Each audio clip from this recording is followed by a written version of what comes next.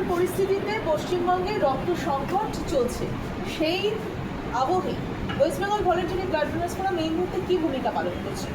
আসলে West Bengal voluntary blood donor forum স্বাভাবিকভাবে আপনারা জানেন যে প্রায় 50 বছরের উপরে আমার ব্যক্তিগতভাবে অবস্থান। রক্তের সংকট প্রতি বছরে গ্রীষ্মকালীন সময় হয়, আর গ্রীষ্মকালীন সময়ে যখন আবার বিধানসভা বা লোকসভা বা পঞ্চায়েত নির্বাচন হয় তখনও একটা এই প্রভাব থাকে। কিন্তু এবছরের যে প্রভাব, এই প্রভাবটা কিন্তু আমার অতীত অভিজ্ঞতাকে সব সংকটকে ছাপিয়ে গেছে। তার অনেক কারণ আছে, এখানে আমাদের সাথে বসে আছেন আমাদের বর্তমান সভাপতি ডক্টর গোপালচন্দ্র বিশ্বাস, যিনি এই রাজ্যেরই গত 2 বছর আগেও আমাদের এই স্বাস্থ্য পরিষেবার মধ্যে যে রক্ত নিরাপত্তা বিভাগ তার উনি যুগ্ম অধিকর্তা ছিলেন। তো বিষয়টা হচ্ছে, যদি বাড়িতে 3 জন খাবার লোক থাকে আর একজন যদি রোজগার করার থাকে, আর বাড়িতে যদি 10 জন লোক সংখ্যা থাকে আর একজন যদি রোজগার করার থাকে, তাহলে যা অবস্থা হয়। তো পশ্চিমবঙ্গে এটার জন্য ক্রেডিট আমি দেবো ডক্টর বিধানচন্দ্র রায়কে। তিনি বিশ্ববরণ্য একজন চিকিৎসক ছিলেন। তিনি মুখ্যমন্ত্রী থাকা অবস্থাতে এই রাজ্যেতেই মহকুমা স্তরে কিন্তু সরকারি ব্লাড ব্যাঙ্কের পরিষেবা শুরু হয়েছে।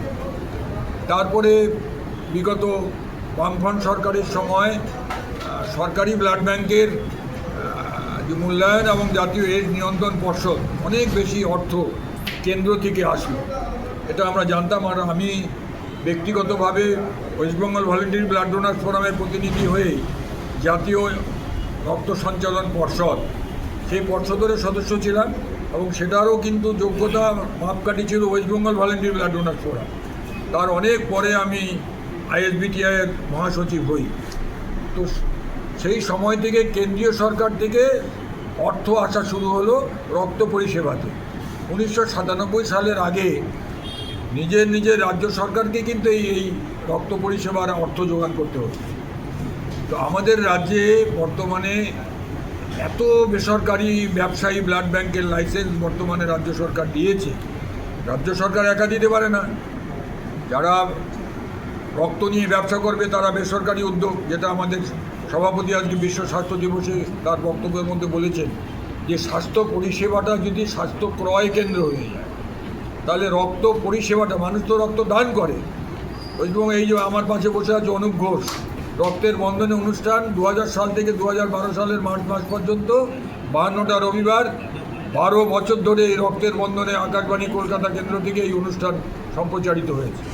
শুরু হতো, শেষ হতো, রক্তদান হোক উপহার উপঢৌকন বর্জিত, রক্ত হোক পণ্য নয় হৃদয়ের দান। তো আজকে তো রক্তকে পণ্য করে দেওয়ার সুযোগ করে দিচ্ছে ভারত সরকার, রাজ্য সরকার। এখানে এত বেসরকারি লাইসেন্স। আজকে বারাসাতে ব্লাড ব্যাঙ্ক, যখন বারাসাতে মেডিকেল কলেজ হয়নি, তখন রবিবার দিন 15ই আগস্ট, 26শে জানুয়ারি 3টে করে 4টে করে রক্তদান শিবির থাকতো। আমি একদম নাম ধরে বলছি, ডক্টর গোপেশ্বর মুখার্জি ছিলেন সেই ব্লাড ব্যাঙ্কের মেডিকেল অফিসার ইনচার্জ।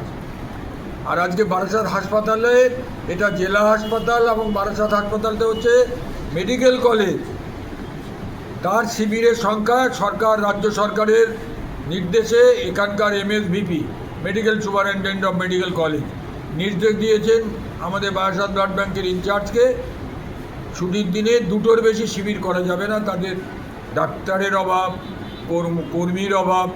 আমি সেন্ট্রাল ব্লাড ব্যাঙ্কে 2008 সালে রক্ত সংগ্রহের পরিমাণ ছিল ডক্টর বিশ্বাস 1,08,000 ইউনিট। সেটা তো বিজ্ঞানের পিছিয়ে থাকা। আজকে স্বাস্থ্য দিবসে বিজ্ঞানকে হাতিয়ার করতে বলেছি। এই ক্রেডিট বর্তমান রাজ্য রক্ত সঞ্চালন পর্ষদের নয়, এই ক্রেডিটটা হচ্ছে বর্তমান বিজ্ঞান পরিষেবার। আর একটা হচ্ছে যে বর্তমানে আমাদের রাজ্য সরকারও কিন্তু ওই মানুষের দান করা রক্তের 55 ভাগ, যেটা হচ্ছে জলীয় অংশ, যেটা প্লাজমা, সেটা কিন্তু বেসরকারি কোম্পানিগুলির কাছে বিক্রি করে দিচ্ছে। রাজ্য সরকার বিক্রি করছে, কেন্দ্রীয় সরকার বিক্রি করছে। রক্তদাতাদের দান করা রক্ত 55%, যেটা হচ্ছে প্লাজমা, 1600 টাকা হচ্ছে সরকারি মূল্য, কিন্তু এটা 2600 টাকা। 5 জন রক্তদাতার রক্ত একত্রিত করলে 1 লিটার হয়। 1 লিটার প্লাজমা সরকার বিক্রি করছে, এর জন্য কোটি কোটি টাকা কিন্তু সরকার আয় করছে।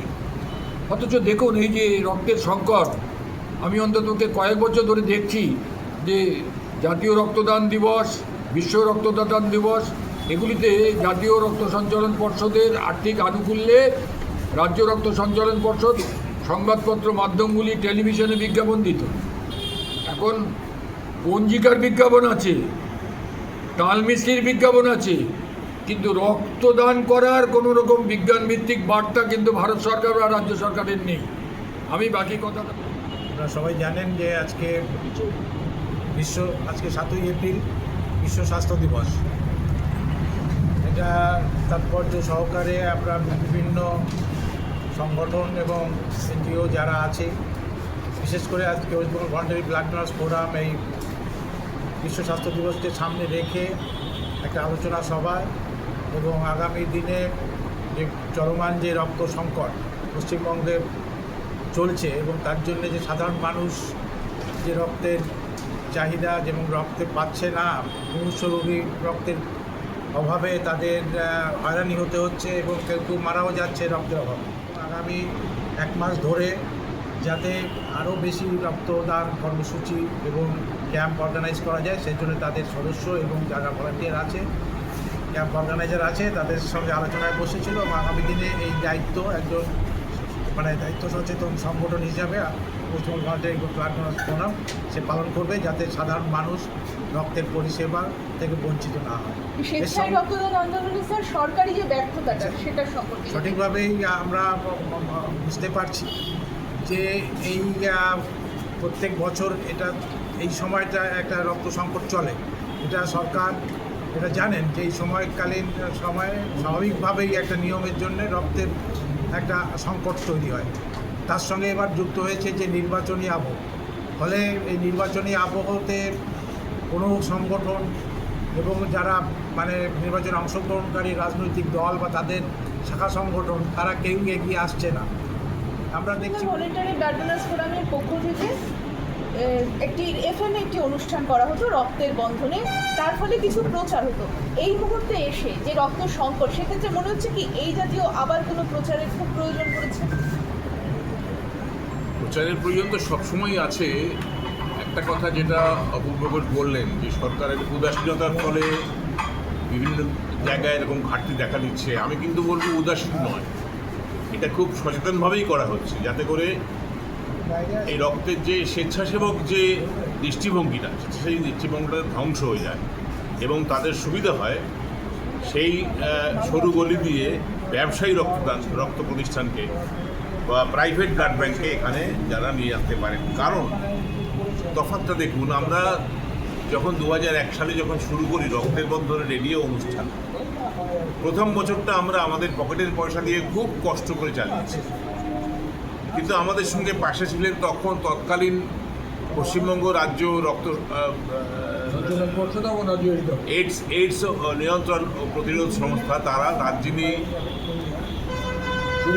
তার যিনি মুখ্য অধিকর্তা সুরেশ কুমার তিনি আমাদের সঙ্গে যোগাযোগ রাখতেন। এবং 1 বছর পরে যখন আমরা দেখলাম যে আর আমাদের পক্ষে সম্ভব হচ্ছে না আমাদের এই স্বল্প আর্থিক সঙ্গতির মধ্যে এই অনুষ্ঠান চালানো, তখন আমরা স্থির করলাম যে অনুষ্ঠান এবার বন্ধ করে দেব।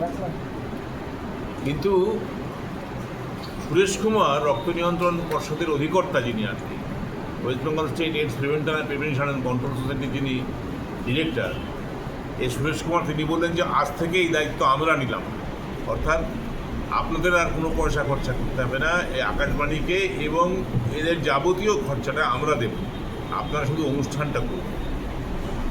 এই জোরটা আমরা পেয়েছিলাম সরকারি প্রতিষ্ঠানের কাছ থেকে। কিন্তু অদ্ভুতভাবে যখনই 2011 সালে সরকার বদল হয়ে গেল, তারপরেই আমাদের উপর থেকে আস্তে আস্তে তারা হাত তুলে নিলেন এবং 2012 সালে মার্চ মাসে আমাদের অনুষ্ঠান বন্ধ হয়ে গেল। বিশেষ করে আজকে যদি সরকারি পরিষেবায় রক্ত না পাওয়া যায়, তাহলে গরিব মানুষ রক্ত থেকে বঞ্চিত হবে। আমাদের লক্ষ্য হচ্ছে যারা গরিব মানুষ যাতে সহজে রক্ত পায়, বিনামূল্যে রক্ত পায়, যেটা একমাত্র সম্ভব সরকারি ব্লাড ব্যাঙ্ক থেকে। সেই কারণেই আমরা সরকারি ব্লাড ব্যাঙ্কের কথা বলি বারবার করে, আমরা সরকারি ব্লাড ব্যাংকে দিয়েই রক্তদান শিবির সংগঠিত করি। নাহলে বেসরকারি ব্লাড ব্যাংকে দিয়ে রক্তদান শিবির করলে তারা আমাদের প্রচুর উপঢৌকন দেবে, আমাদের টাকা পয়সা দেবে, কিন্তু আমরা কিন্তু সে পথে যাই না। আমরা সে পথে কখনোই যাব না।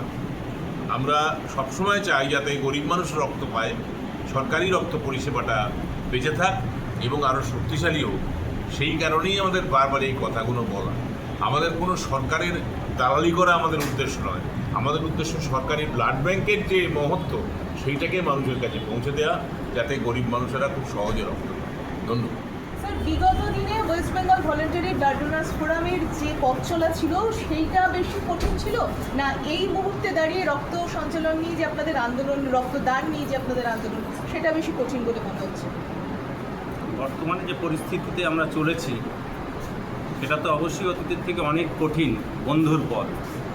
তার কারণ West Bengal voluntary blood donors ফোরামের যে মুখ্য উদ্দেশ্য, যার তত্ত্বাবধানে ফোরাম প্রতিষ্ঠা পেয়েছিল এবং কাজ করে চলেছিল, আজও সেই পথে আমরা আছি। কিন্তু আগে সরকারি সহায়তা যেটা ছিল, ফোরাম সাধারণ মানুষের কথা, গরিব মানুষের কথা ভাবে।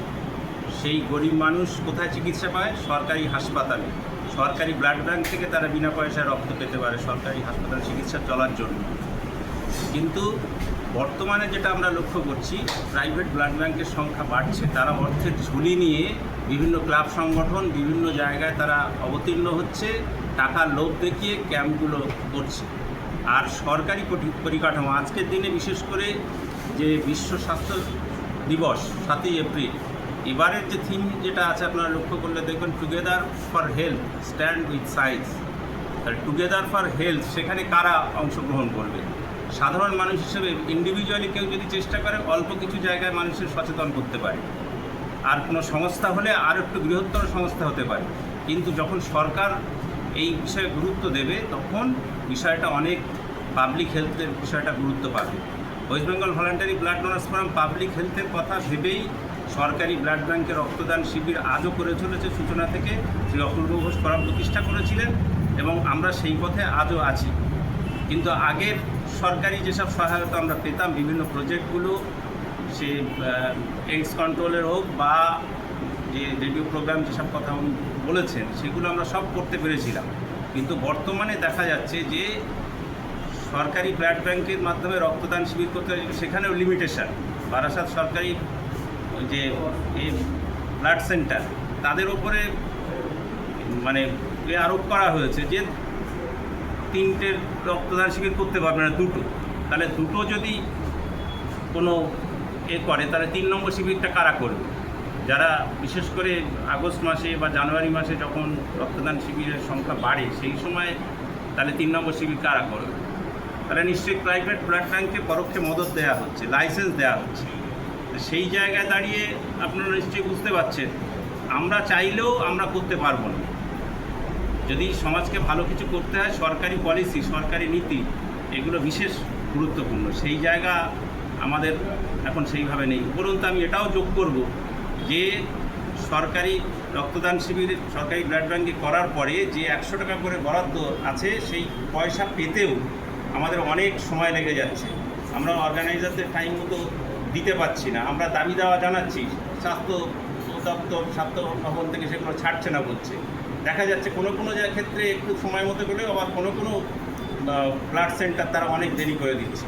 এইসব বিষয়গুলো অবহেলার ব্যাপার, যে কারণে সরকারি ব্লাড ব্যাংক অবহেলিত হচ্ছে। আমরা সরকারি যে পরিষেবা ব্লাড ব্যাংকের, সেটাকে আরও উন্নত করার দাবি জানাচ্ছি এবং সেই সঙ্গে আমরা সরকারি ব্লাড ব্যাংকের পক্ষে আগেও ছিলাম, এখনও আছি, ভবিষ্যতেও থাকবো। সেই সাধারণ মানুষের কথা বলবো, এটা আমি আবহাওয়ার বিরাজমান। তাতে আমরা দেখছি যে গ্রীষ্মকালে রক্ত সংকট থাকে, সেটা তীব্র থেকে তীব্রতম অবস্থায় পৌঁছাছে বলতে হবে। তো এই পরিস্থিতির মধ্যে মানুষের যে রক্তের প্রয়োজন, সেটা তো কমছে না।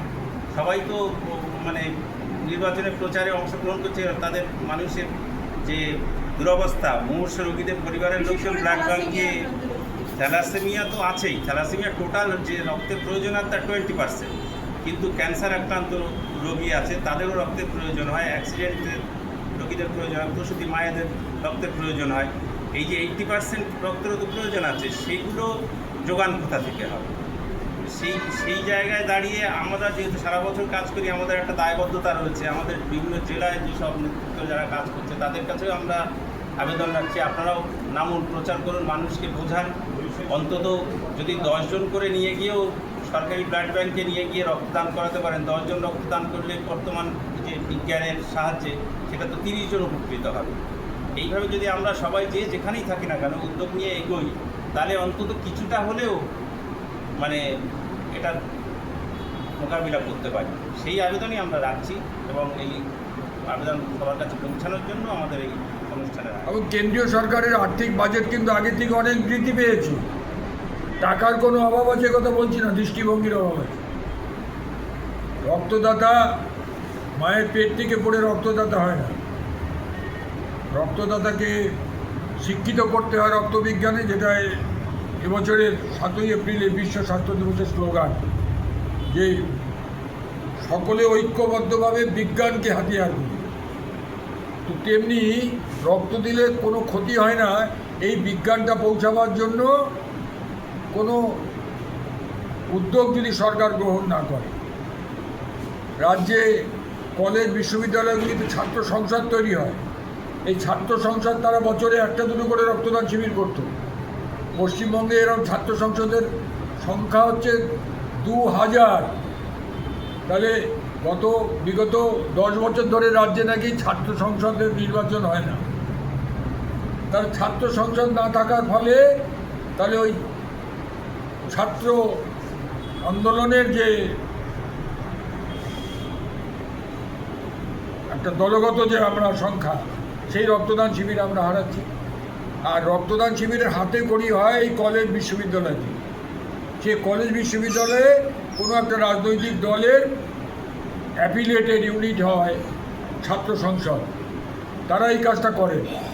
তাদের যদি কোনো তাদের কোনো অস্তিত্বই বর্তমান রাজ্যে নেই। তাহলে অনেক কিছুই কিন্তু এই সরকারি পরিষেবাকে, আর সে মায়ের দেওয়া মোটা কাপড় মাথায় করে নেড়ে ভাই, রক্ত ব্যবসায়ীরা আপনাকে নানা রকম উপহার উপকরণ দেবে, অর্থ দেবে, বেসরকারিরা, কিন্তু মনুষ্যত্বের জন্য এই রক্তদান আন্দোলন আমরা করি। এই মনুষ্যত্বের রক্ষাই কিন্তু হচ্ছে এখানে সরকারি পরিষেবার মূল।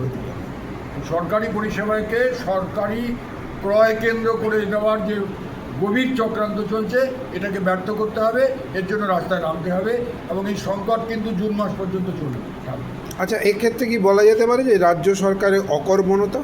না, এই শব্দটা রাজনৈতিক নির্বাচনের আগে ব্যবহার হয়ে যাবে। দূরদর্শিতার অভাব তো অবশ্যই আছে। তারা বলবে যে না, রক্ত তো মানুষ পাচ্ছে। কীভাবে পাচ্ছে জানেন?